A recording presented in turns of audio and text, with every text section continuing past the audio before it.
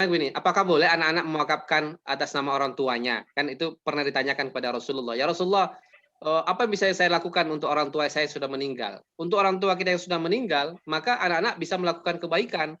Salah satu kebaikannya lah melalui wakaf tadi dan bersedekah dan berbagai macamnya. Apa diterima? Boleh. Bahkan Rasulullah mengatakan boleh. Jadi menjadi menarik bagi saya, pada dasarnya ada 3 investasi yang selalu mengalir. 3 investasi yang mengalir itu adalah, yang pertama adalah sedekah jariah tadi. Sedekah jariah tadi dipahami adalah sebagai wakaf, ya kan? Nah, yang kedua adalah ilmu yang bermanfaat. Nah, ilmu bermanfaat ini Masya Allah luar biasa. Yang dimanfaatkan. Sekarang kan gampang tuh bikin tutorial, ya cara masak buka puasa dan berbagai macamnya. Dilihat sama orang di YouTube dan berbagai macamnya atau di apa. Itu kita dapat pahala. Tapi kalau kita bikin postingan yang buruk, itu juga mendapatkan dosa yang jariah. Kebayang jejak digitalnya kira-kira gitu kan. Jadi Masya Allah luar biasa. Yang ketiga adalah waladun soleh. Nah, ini menjadi menarik. Anak soleh yang mendoakan. Ya, kenapa di situ disebutkan waladun, bukan ibnun? Padahal dalam bahasa Arab, anak kandung itu namanya ibnun, bukan walad. Ternyata menjadi menarik bagi saya, waladun itu boleh jadi kita punya anak asuh. Ya, boleh jadi ada anak yatim yang kita asuh. Nah, boleh jadi kita belum punya anak kandung, maka dia akan selalu mendoakan kita. Kebayang oleh kita, Masya Allah luar biasa. Ya, anak-anak yang yatim tadi mendoakan, ya Allah, mudah-mudahan pahala kebaikan ini mengalir padanya. Ya Allah, mudah-mudahan dia dulu pernah bantu beasiswa saya, Rob. Mudah-mudahan Allah lapangkan kuburannya. Jadi di sini lebih luas maknanya, ya. Sehingga kalau anak kandung itu ibnun, kalau anak itu waladun. Jadi waladun saleh yang mendoakan. Jadi ada nggak 3 ini dalam hidup kita? Kalau nggak ada, sudah saatnya lah abadikan hidup ini dengan berwakaf. Lalu kemudian ilmu yang bermanfaat. Yang ketiga adalah waladun saleh. Jadi Ustadz, ini pertanyaannya lagi, lanjutan lagi.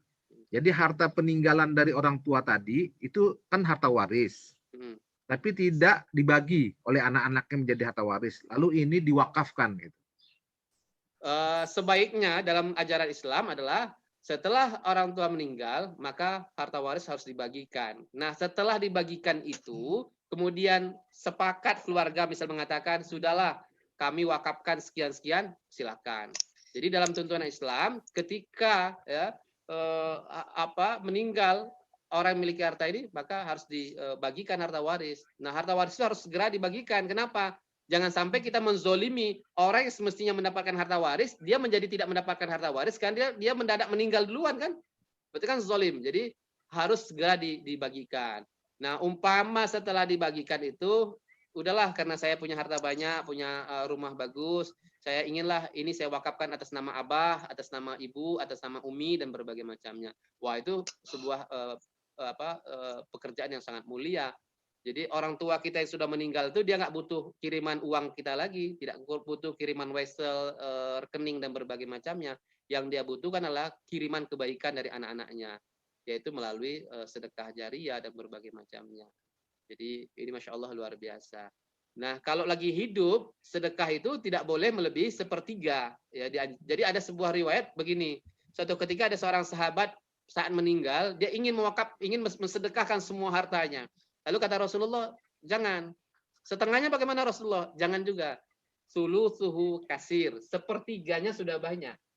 Nah, kata Rasulullah, kau meninggalkan anak-anakmu dalam kondisi bercukupan, itu jauh lebih baik dibandingkan kau sedekahkan semuanya, anakmu jadi miskin, minta-minta. Jadi, sedekah itu paling banyak adalah sepertiga, sulusu. Nah, itu. Jadi, jangan sampai kemudian meninggalkan ahli waris yang tidak dapat apa-apa. Jadi, wallahu a'lam. Ya. Ini ada pertanyaan ini, apakah kalau kita tadi memberikan kepada Basnas atau LAS itu laporan keuangannya juga melaporkan data para mustahik? Itu pertanyaannya. Ya, salah satu kiatnya teman-teman di lembaga zakat, wakaf, ya, Basnas, LAS dan berbagai macamnya, salah satu strategi untuk menjaga kepercayaan para donatur, maka mereka akan dilaporkan berapa jumlah yang dihimpun, lalu kemana dana yang disalurkan. Bahkan sekarang lebih gampang kita melakukan akses. Kalau dulu hanya melalui email, sekarang kita bisa lihat aksesnya di website lembaga-lembaga tersebut. Dan persoalan dana umat ini kan bukan persoalan mereka mau atau tidak mau berzakat berwakaf, persoalannya trust kan, kepercayaan. Sehingga para lembaga ini mati-mati atau sungguh-sungguh betul untuk menjaga trust kepercayaan donatur, salah satunya dengan melaporkan apa yang mereka himpun dan salurkan. Jadi itu sangat mudah sekali sekarang kita. Saya juga sering mendapatkan email misalnya dari lembaga-lembaga yang saya keluarkan zakat atau berbagai macam. Dan ini juga menjadi menarik, Kiai dan Bapak Ibu sekalian. Ada banyak bertanya sama saya, apakah zakat itu boleh digunakan untuk pembangunan masjid? Ini sering banget tuh pertanyaan-pertanyaan untuk pembangunan masjid, pembangunan pesantren, dan berbagai macamnya. Saya termasuk orang yang ingin mengatakan bahwa kalau kita perhatikan 8 asnaf itu semuanya benda atau manusia ya. Manusia. Jadi saya kok lebih cenderung disalurkan kepada manusianya. Meskipun Yusuf Qaradawi misalnya, pakar zakat internasional, mengatakan boleh saja diperuntukkan untuk masjid, andai kata di satu tempat tidak ada masjid sama sekali. Tapi saya lebih setuju kalau untuk masjid dari wakaf lah kira-kira gitu. Jadi zakat ini tetap fokus kepada manusianya. Gimana menurut Kiai? Ya. Jadi memang ini kalau soal bangun masjid ini sebaiknya memang wakaf. Tapi pemeliharaan masjid itu bisa dari sedekah infak. Jadi seperti itu. Dan kita berharap masjid-masjid itu harusnya produktif kayak saya di Turki. Wakaf itu di lantai bawah itu supermarket. Di lantai 2 itu adalah rental office. Di lantai 3 itulah madrasah, tempat pendidikan. Di lantai 4 itu gedung pertemuan. Di lantai 5 itulah masjid. Jadi nggak ada lagi berharap dari jemaah kencerengan-kencerengan karena sudah punya supermarket, sudah punya rental office gitu. Karena tanah di sana mahal membangun tanah. Nah di Indonesia ini saya lihat semua perumahan mewah, bangun masjidnya mewah, tapi masih mengharap kencerengan dari ini.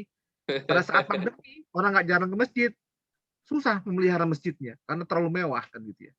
Nah oleh karena itu kita harus berubah mindset kita bahwa wakaf ini biar produktif dengan cara begitu masjid. Repotnya itu Kiai, bingung untuk memproduktifkan karena nggak punya database dia nggak tahu berapa aset wakaf masjidnya, dia nggak tahu berapa karpetnya, berapa apanya. Dan ini kelemahan kita loh umat Islam. Jadi jujur saya mengatakan, bagaimana kemudian kita bisa mengembangkan aset produktif ini pada saat kita nggak punya database-nya berapa aset produktifnya. Jadi ini tentu PR besar bagi kita semua untuk mendata kira-kira berapa aset wakaf, berapa luas tanahnya, berapa aset masjidnya, dan berbagai macamnya. Sehingga bisa kemudian masjid itu bisa menjadi pusat ekonomi, pusat kesehatan, dan pusat ibadah sebagaimana masjid di masa Rasulullah. Ya, ini ada pertanyaan nih, saya kurang paham nih, tapi mungkin bisa langsung saja ya. Fikih ibadah wakaf kurang disosialisasikan di lembaga pesantren. Anak-anak sejak dini saya beri doa dan pengertian tentang zakat. Misalkan saya memberi misalkan saya mengirim uang saya 1 juta, saya plesetkan 1 M. Saya katakan setara dengan zakat Ananda suatu saat nanti. Tentang wakaf, saya berwasiat nanti kalau Bunda wafat, untuk semua hadiah orang tua Bunda diwakafkan untuk dakwah atau pesantren. Ini wasiat boleh saja, tapi kalau soal waris nanti harus ada aturan waris gitu ya. Nah, ini saya kurang jelas nih pertanyaannya apa nih sebenarnya. Ya, tapi memang ya itu tadi pemahaman kita selama ini kita mungkin lebih banyak tentang ibadah, tentang sholat, ya, tentang puasa, sampai-sampai kemudian kita lupa tentang bab tentang zakat, bab tentang wakaf dan berbagai macamnya. Ya alhamdulillah di pagi hari ini saya dengan Pak Kiai ini masya Allah luar biasa. Mudah-mudahan dengan pemahaman kita tentang aktif income dan passive income. Jadi active income itu apa yang kita cari ya kita nikmatin, tapi ada juga passive income. Kita harus sibuk bahwa kenapa? Dunia ini cuma sementara kira-kira. Lalu kemudian ada kehidupan setelah akhirat. Summa yumitukum, kami matikan Anda, summa yuhyikum, kami hidupkan kembali Anda. Nah, kebayang oleh kita kalau di dunia nggak pernah sedekah, nggak pernah wakaf, kira-kira apa yang mau Allah balas kelak? Bingung kan? Nggak pernah sedekah zakat. Dan semua yang kita tinggalkan direbutkan oleh ahli warisnya. Sudahlah, bismillah, ya. Apapun yang kita miliki, abadikanlah hidup kita ini dengan berwakaf, kira-kira gitu. Jadi ini ada pertanyaan dari Ibu Yunita Bakar. Orang tua saya meninggal dan meninggalkan masjidnya. Apa yang harus dilakukan oleh ahli warisnya terhadap masjidnya? Ya, teruskan kebiasaan baik orang tua tadi, masjidnya tadi terus dijaga, dipelihara, ya, dan syukur-syukur bisa diperluas sehingga jamaahnya semakin banyak. maka kebaikannya juga akan banyak. Jadi kebayang oleh kita ketika kita membantu pembangunan masjid, itu kebayang ya. Setiap orang yang ngaji dalam masjid, setiap orang yang sholat dalam masjid, kita dapatkan pahala kebaikannya. Masya Allah luar biasa. Ya, tubuh kita nanti kaku di alam kubur. Apa sih yang kita bawa saat kematian? Cuman 3 helai kain kapan untuk laki-laki, 5 helai kain kapan untuk perempuan. Enggak banyak. Ya, nggak boleh bawa kaos kaki, nggak boleh, dilarang. Jadi bayangin, cuma 3 helai kain kapan untuk laki-laki, 5 helai kain kapan untuk perempuan. Ukuran kuburannya berapa meter, Ustaz? 1 kali 2 meter tanah. Mau jenderal, mau profesor, mau orang kaya miliuner, triliuner, tetap saja ukuran kuburnya 1 kali 2 meter tanah. Nggak boleh beli lebih pada itu. So what? Lalu apa kemudian yang patut kita banggakan di hadapan Allah? Apa yang telah kita sedekahkan? Apa yang telah kita wakafkan? Itulah sebenarnya menjadi penolong bagi kita. Sudahlah, selama Allah masih kasih kita napas untuk hidup, selama itu pula Allah menanti kita. Sabar, mau enggak berzakat, mau enggak berwakaf, bersedekah. Jadi Masya Allah luar biasa. Kadang-kadang saya membayangkan ketika sakit, punten kira-kira, ya apa juga sih hidup saya? Berbuat untuk diri sendiri aja nggak bisa, apalagi berbuat untuk orang lain. Jadi ya mudah-mudahan lah. Kalau suruh bayar napas ini kira-kira berapa harus kita bayar sama Allah? Ya 1 tabung oksigen sekali-kali kita datang lihat di ICU, lihat orang bernapas dengan tabung saudara-saudara kita yang sakit, itu berapa kira-kira harus bayar? Nggak cukup uang kita miliaran untuk membayar pada Allah. Salah satunya adalah dengan bersyukur kepada Allah. Bersyukur itu yaitu dengan bersedekah, berzakat, berwakaf. Itu wujud syukur kita kepada Allah. Kira-kira begitu Pak Kiai. Ya, jadi jamaah kalau bisa PPT-nya bisa di-share karena Siap. ingin membaca lagi dan keikhlasannya. Terus yang kedua, di akhir ini mohon doanya khususnya kepada jamaah ini terhindar dari penyakit COVID, terhindar dari Amin, penyakit Allahumma dan amin. Amin. bisa mendapat la'alakum tattaqun di bulan puasa ini. Amin ya Ramadan ini. Allah. Silakan Ustadz, kita silakan membaca doa sebagai doa Baik, penutup. ya Allah. Saya senang saya mohon maaf lahir batin. Saya senang, saya menganggap ini guru saya semua. Dan Pak Kiai Nadra ini guru saya di UIN, ya, di IKI, jadi Masya Allah luar biasa. Dan banyak lagi guru-guru lain di ruang Zoom ini. Mohon maaf lahir batin. Dengan ilmu yang terbatas, mudah-mudahan bermanfaat sebagai bekal dunia dan akhirat kita. Mudah-mudahan kita harus punya program. Dunia ini harus kita menangkan, tapi akhirat harus kita persiapkan. Kapan mempersiapkannya? Ya saat sekarang, saat masih hidup. Jadi itulah hanya alal falah, ayo menuju kemenangan. Dunia harus dimenangkan, akhirat harus dipersiapkan. Baik Bapak Ibu sekalian, mari kita sama-sama berdoa pada Allah. Kita doakan mudah-mudahan wabah pandemi ini cepat Allah angkat dari negeri kita dan dari seluruh penjuru dunia. Mudah-mudahan kita bisa kembali bekerja secara normal, berusaha secara normal. Dan mudah-mudahan saudara-saudara kita yang ditimpa wabah ini, Allah cepat angkat penyakitnya, Allah berikan kesabaran, kesehatan, dan keselamatan. Dan mudah-mudahan kita semua terhindar dari wabah ini. Dan kita doa juga mudah-mudahan Allah berkahi kita, Allah berikan kekuatan kita di bulan Ramadan ini, dan mudah-mudahan kita bisa melaksanakan ibadah Ramadan ini dengan maksimal. Dan mudah-mudahan Allah berikan ketakwaan bagi kita yang dijamin 2 kebahagiaan dunia dan akhirat. Allahumma salli ala sayyidina Muhammadin sayyidil awwalin wal akhirin. Amin. Allahumma ighfir lana ya Rabb dzunubana wa li walidina warhamhuma kama rabbana shaghiran. Amin ya Allah. Ampunkan dosa kami ya Rabb. Dosa yang kami sengaja maupun dosa yang tidak kami sengaja ya Rabb. Amin ya Dosa Allah. kecil maupun dosa besar kami ya Rabb. Amin ya Allah. Allahumma ya Rabb, beri kami kesempatan untuk bisa bertaubat ya Rabb sebelum Amin ya kematian Allah. kami tiba ya Rabb. Amin ya Kesempatan Allah. untuk bisa bertaubat ya Rabb sebelum tubuh Amin. kami diikatkan dengan kain kapan ya Rabb. Amin Sebelum ya tubuh Allah. kami dimasukkan ke dalam liang kubur hanya sendirian ya Rabb. Amin ya Engkau Allah. kebahagiaan dalam hidup kami ya Rabb. Sebelum kematian kami tiba ya Rabb, Engkau ampunkan semua dosa dan kesalahan kami ya Rabb. Amin ya Allah. Ya Rabb, Allahumma ighfir jami'il muslimina wal muslimat al Amin ahya ya Allah. wal amwat innaka sami'un qaribun mujibud da'wat. Amin ya Allah. Allahumma ya Rabb, ya Razzaq, titipkan rezeki yang banyak, yang halal, Amin ya yang Allah. berkah pada kami dan keluarga kami ya Rabb. Amin ya Jauhkan Allah. hanya yang halal bagi kami dan keluarga ya Rabb. Jauhkan kami dari Amin. makan harta yang kau haramkan. Jauhkan kami dari makan harta riba yang kau haramkan ya Rabb. Amin ya Allah. Allahumma ya Rabb, muliakanlah kedua orang tua kami, saudara Amin. kami, istri kami, suami kami, anak-anak keturunan kami, dunia dan Amin akhirat. ya Allah. Andai kata hari ini kau pertemukan kami sekeluarga di rumah kami, di dunia ini ya Rabb. Satu harapan kami pertemukan kami kembali kelak di surga Amin ya Allah. ya Rabb. Jauhkan kami dari api neraka-Mu ya Rabb. Allahumma ya Rabb, berikan kami kesungguhan ya Rabb dalam beribadah kepadamu ya Rabb, dalam ketaatan kepadamu ya Rabb.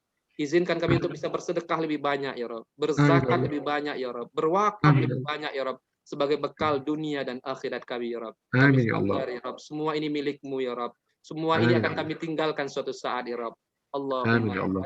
izinkan kami ya Rabb, panggil kami ya Rabb. Kami rindu Amin ya untuk bisa Allah. berhaji, berumrah ke rumah-Mu ya Rabb. Labbaik, Allahumma labbaik ya Rabb. Kami rindu Amin. sujud di Masjidil Haram ya Rabb. Izinkan Amin kami. ya Allah.